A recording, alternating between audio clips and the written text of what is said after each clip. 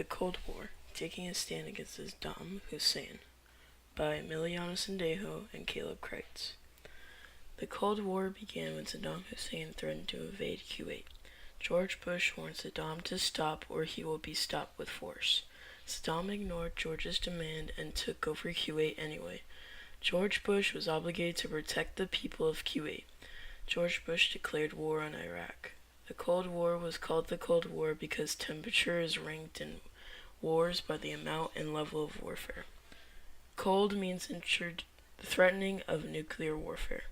The Cold War began with the Berlin blockade, which was the first major crisis of the Cold War. With the victory of the communist side in the Chinese Civil War and the outbreak of the Korean War, the conflict expanded. This all began in 1948 and ended in 1953. The next conflict in the Cold War took place between 1953 and 1962.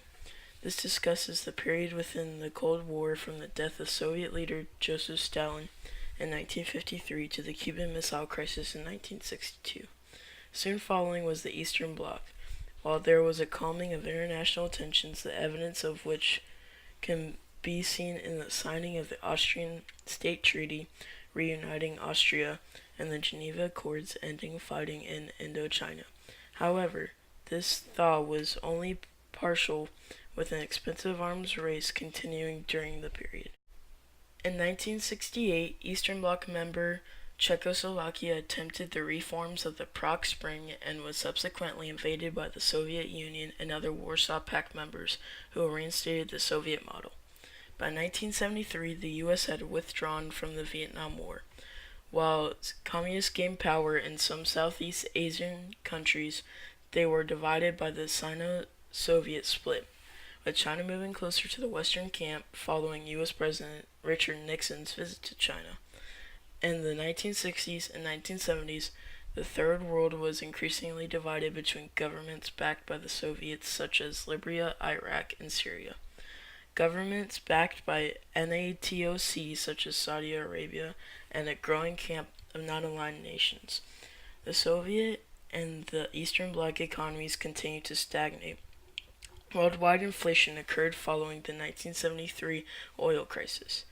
The 1979 to 1985 era of the Cold War refers to the phase of a deterioration in relations between the Soviet Union and the West arising from the Soviet invasion of Afghanistan in December 1979.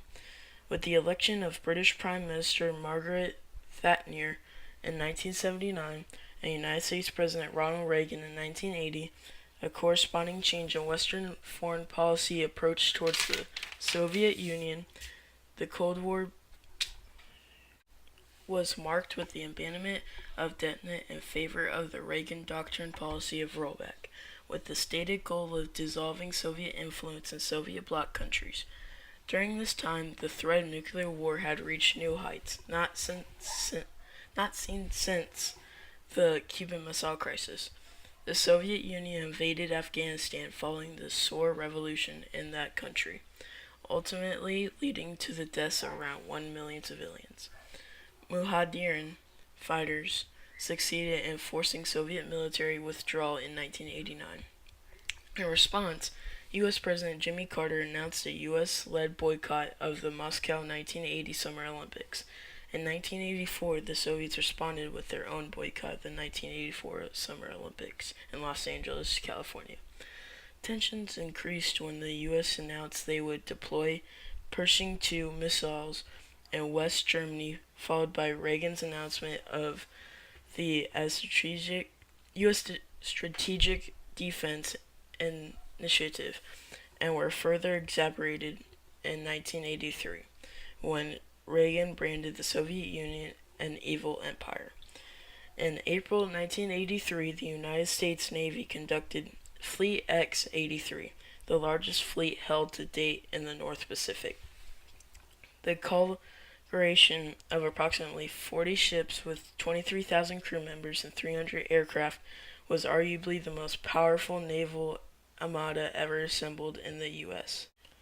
as an aircraft, and ships attempted to provoke the Soviets into reacting, allowing U.S. naval intelligence to study Soviet radar characteristics, aircraft capabilities, and factual maneuvers.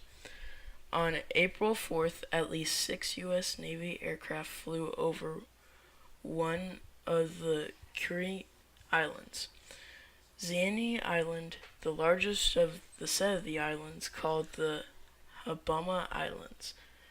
The Soviets were outraged and were ordered a relatively overflight of the election islands.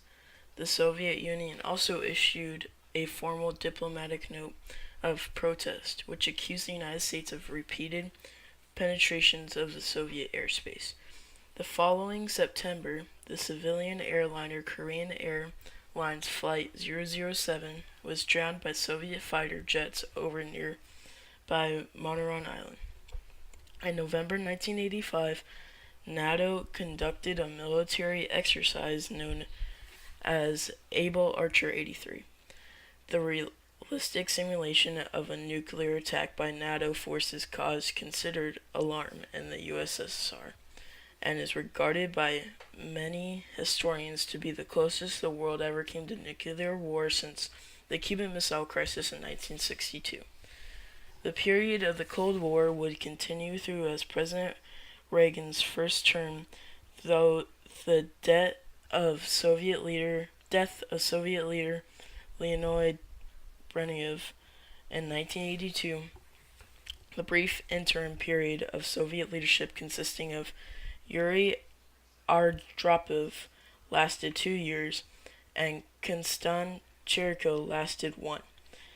This pause in the Cold War concluded with the accession leader Mikhail Gorbachev in 1985, who brought a commitment to reduce tensions between the East and West and bring about major reporting in Soviet society. Gorbachev was a revolutionary leader for the USSR, as he was the first to promote liberalization of the political landscape and capitalist elements into the economy. Prior to this, the USSR had been strictly prohibiting liberal reform and maintenance of an inefficient, centralized economy. The USSR, facing massive economic difficulties, was also greatly interested in reducing the costly arms race with the U.S. President Ronald Reagan. Although peaceful confrontation and arms build-ups throughout much of this unit prevented the USSR from scaling back its military spending as much as it might have liked.